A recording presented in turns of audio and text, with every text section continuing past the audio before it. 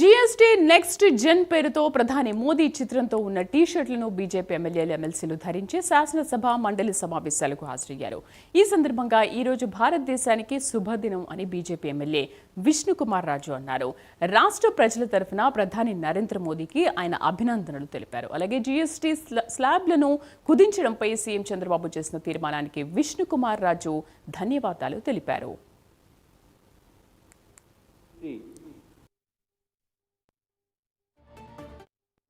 జరపడము చాలా భారతదేశ పౌరులందరికీ కూడా ఒక వరంగా భావించవలసిన అవసరం ఉంది.